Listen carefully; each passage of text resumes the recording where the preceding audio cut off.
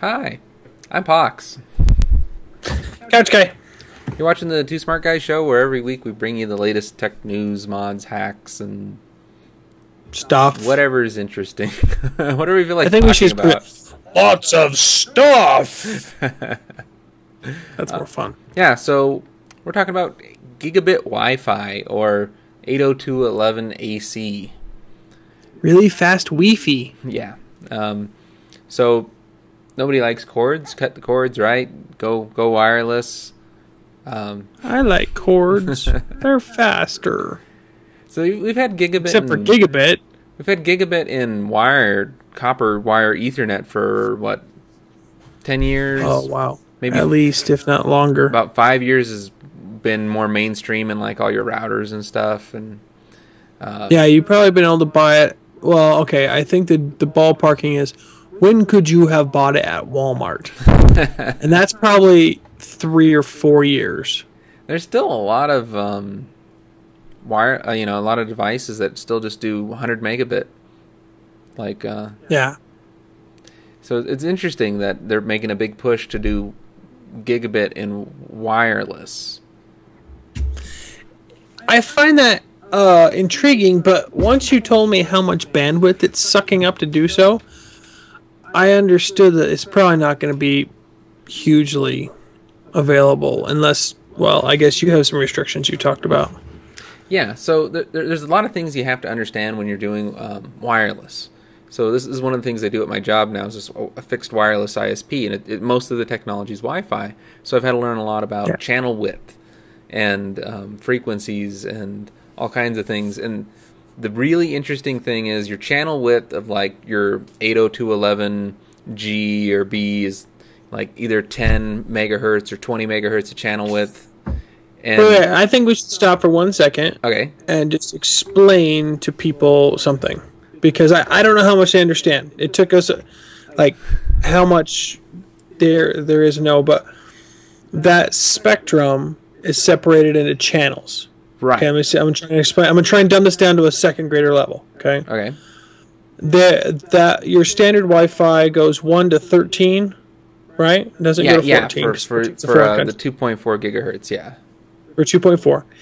And if you're going to do 5 gigahertz, is it still, how big is the range? Is it only 4 channels that you can go on?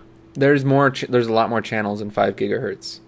There's a lot more channels. It gets complicated because the lower 5 gigahertz is a lower powered DFS mode. So the point is that each one of those channels is technically what they call the width that he's talking about is the number of megahertz, right, until the next channel. Right. So and it's kind of like thinking of it as your stereo dial. Yeah. So you have every third or every whatever it is, 97.1, 97.9.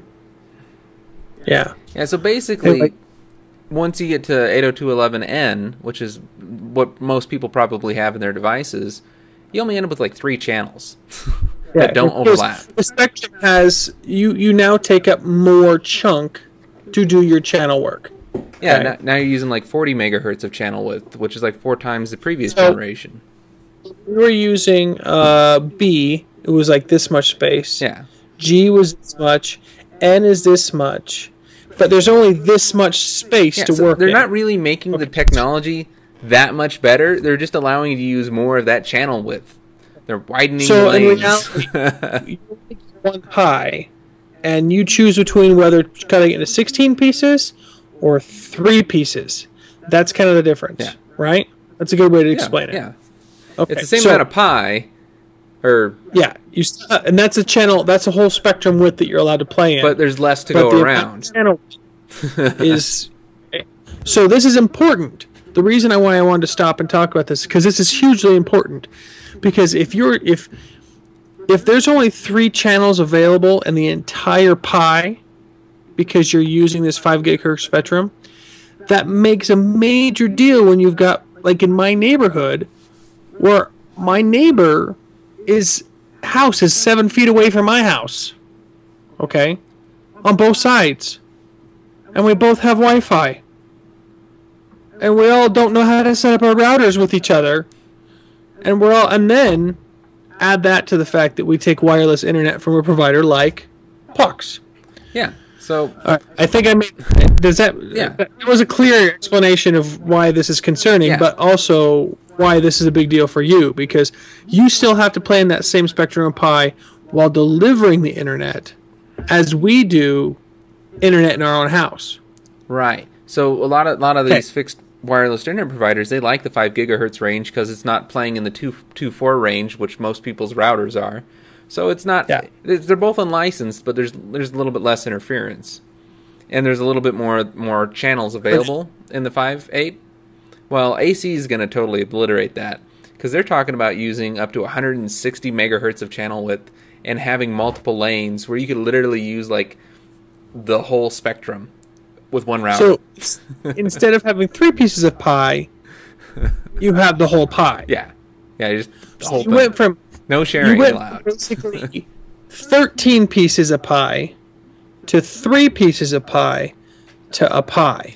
And it's the same size pie. And now every person's going to have that one pie. Yeah, and they're doing lots of things to make sure that nobody, like, even though they're interfering and there's a lot of noise, basically it just slows down. So, in theory, if you live out in the middle of nowhere with no neighbors and you are the only one using that device, you're good.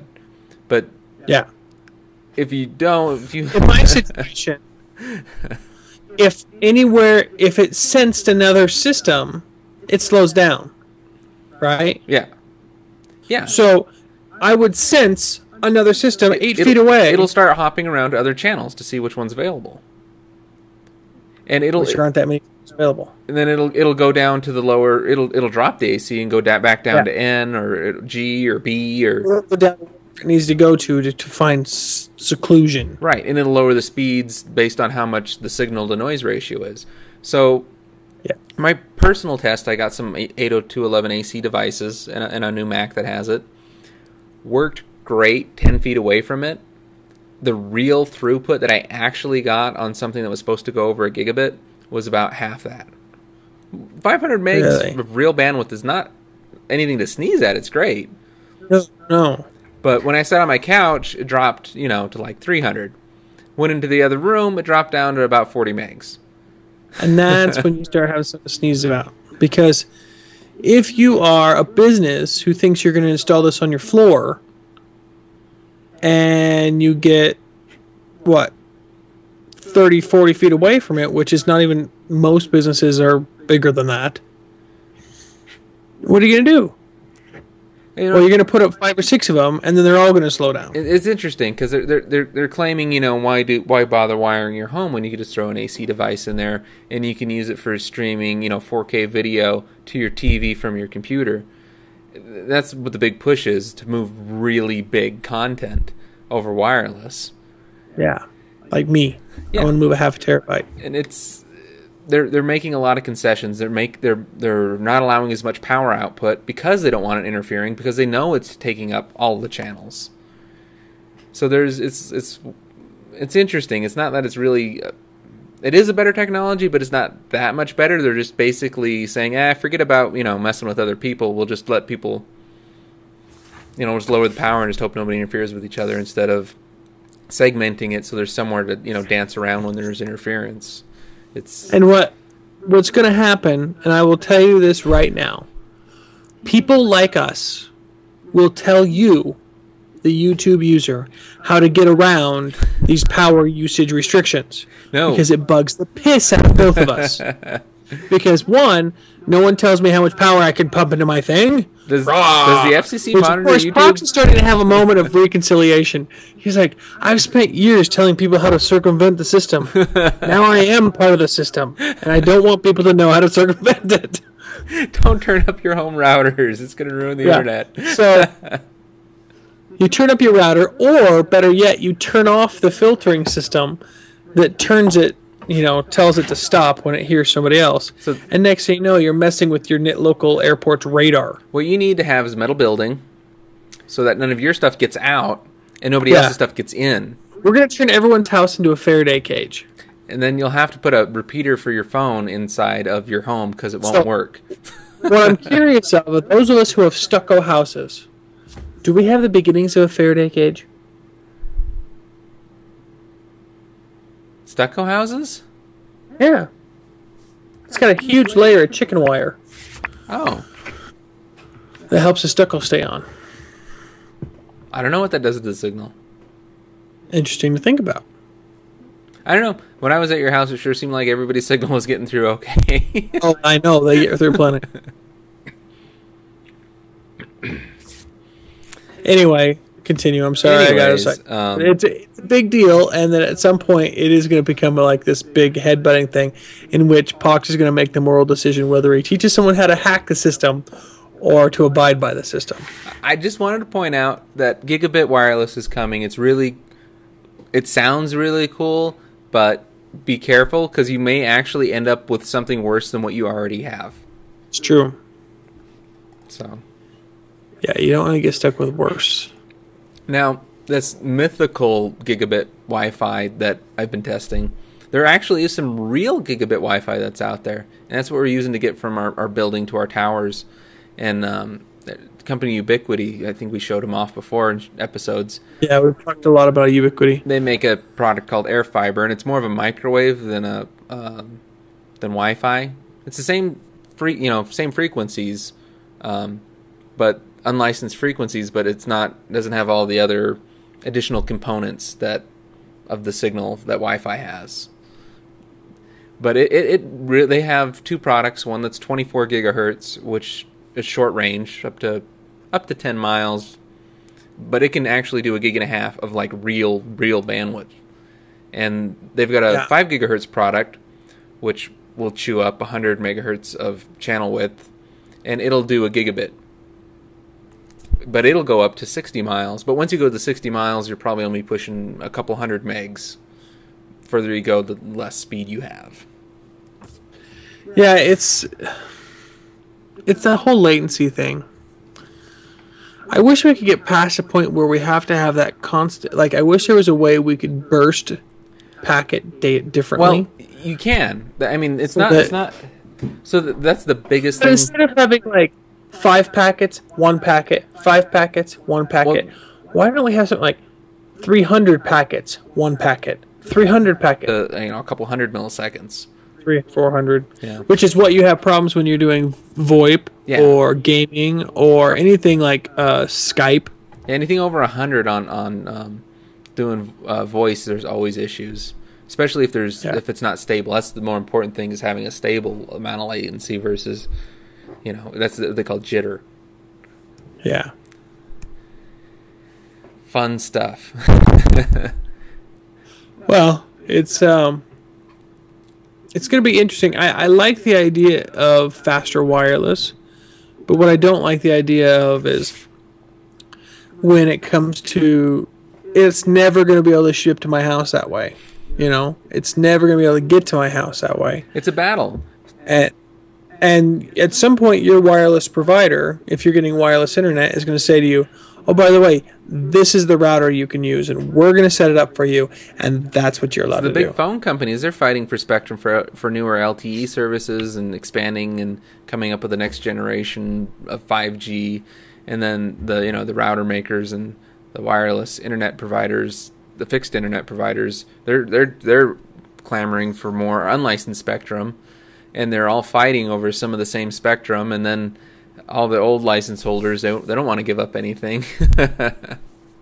It's interesting to see whether or not we're going to have to see professional wireless providers, wireless ISPs, have to buy spectrum space. Well, they already do. You can lease it. You can buy spectrum and certain gear. That's a lot of the WiMAX stuff was like that. But it's not very fast spectrum that you're buying. No, you only buy like 10 megahertz usually. So like there's a lot of 700 megahertz spectrum that's for sale, and that's what LTE is, or one of the LTE frequencies. But you only get like 5 or 10 megahertz of spectrum. So you'd have to buy somewhere in the neighborhood of 20 or 30 channels. So all you can deliver is 10 megs.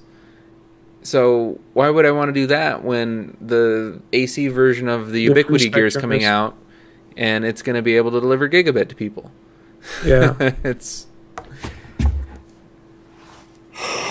Interesting It's, times. I'm just curious when they're going to finally pull the trigger and be like, all right, you get, per block, here's your 100 whatever width, 100 megahertz or whatever it is, channel width. And, this is what you get to start with, and everything else above that costs you so much more. Yeah. Do you know how long the line's going to be for that? The great thing is that if they were to open up regionally, let's say in a region like where I live and where you live, what is it, megahertz? What's above? Is it gigahertz above, right? Because megahertz to gigahertz. Yeah, gigahertz. If they were to open up a 1 gigahertz of spectrum, would that be enough for all the carriers to do their job? Well, like, say that they have the 6 gigahertz spectrum that's licensed right now, but there's they could theoretically open it up to the public, but they'd really make everybody who has it really angry. That's licensed. Who's it licensed to right now? From what I hear, Verizon does a lot of it to get their backhauls to their towers. I'm not saying that you would open up the licensing for it. I'm saying what you would basically say is, all right, the 6 gigahertz spectrum is now for sale to wireless ISPs, and you guys can buy 100 megahertz chunks of it, and you're locked into a 4-mile radius where you can use it. Yeah, or a 10-mile radius where you can use it. Right now, I think it's like point-to-point links. So it is open. You can buy it. But that's what I'm saying. You pay per link. Oh, you pay per link. You pay per link. And you have to give them the specs on each link, and you license the link. So you can't do like point to multi-point. You can't just be like, we're going to give it to everybody. But that would help you guys. That would help someone like you, a wireless ISP, where you could use your backhaul securely. Yeah. And then when you get to your next location, you break it out into, the N spectrum or the 5 gigahertz spectrum. And there's a lot of frequencies like that where they license them on a per link basis. So if they were to choose some of those and open them up more, that's one way they could free up spectrum. There's also a lot of older frequencies. They're talking about new technology where it's database driven, right? So they could open up a lot more spectrum, but it would check a database. So if it's online, it would just report which frequency and the location of it, and then it would know not to be used by other equipment. So interesting. That would collide really quickly. It'd be cool because there's a whole bunch of stuff that's licensed out there or just used for certain things like submarines and stuff. But back here in Wyoming, we're never going to use. Yeah. But you're so far away, you'll never interfere with what they're doing anyway. Interfere with them, and it's a huge amount of spectrum we could use.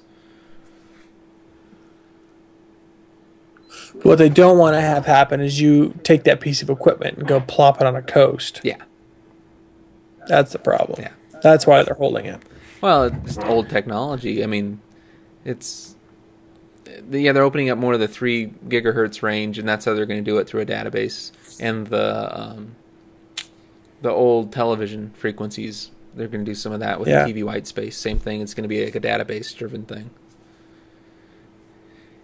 Good old TV space they got taken away. You don't use it, you lose it. That's their policy. Yeah, too bad TV was using it when they took it away. And had been using it for years. Well, the whole point was to free up space. They're like... Yeah, we're going to take away half your spectrum so that we can free up space. It was a scam to get people to buy new TVs. It was. Government conspiracy. Conspiracy! Alright, well, we've drilled down on this one a little bit longer than normal we should have, but anyways, the big deal is that new technology is cool. It's just kind of be interesting to see how they make it work, because just because it's new and faster doesn't mean it's going to be better at this point. Yeah, it's interesting, like my Wii U gamepad, I can't get it to work anymore. Probably because I have way too much wireless stuff in my house. But the range has gone down to a foot. Really? Then I got on the line with Nintendo, and they had me reset the frequency and stuff on it, and it worked okay for a little bit, and then it just started doing the same thing again. Interesting. So there's going to be a lot more of that. Yay, Bluetooth and Wi-Fi, as they make them faster, less things are going to work. Well, because people don't realize it. There's only so many things you can bounce into our skulls before there's too much in the air. Yeah, and everything's set to avoid each other, but if everything's avoiding everything, nothing's going to work. I have a wireless ISP that won't even talk to me because there's so much happening in this area that I live in. Yeah, it's ridiculous. You get like he won't even talk to me. He's like, I'm not going to go out there and put any more stuff. I've got enough stuff out there already, and I just don't want to create the interference. Yeah. And I said, why do you sound like my friend? Post in the comments below, what do you think? Do you think this is a good thing or a bad thing? Or what are your ideas on how to fix copper wires. Back to copper wires. Someone needs just to invent a whole new technology.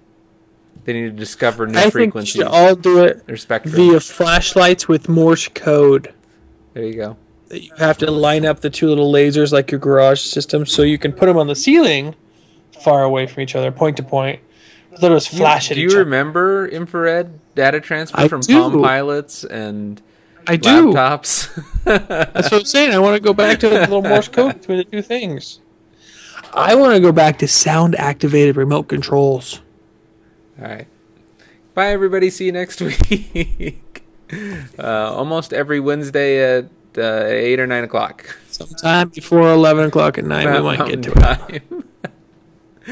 See ya. Please subscribe to the feed. You'll get notifications. Do they notify you when you schedule an event? Yeah. Yeah. So you'll get notified. You'll get notified if you get asked to. Yep. All right. Bye, guys. Bye.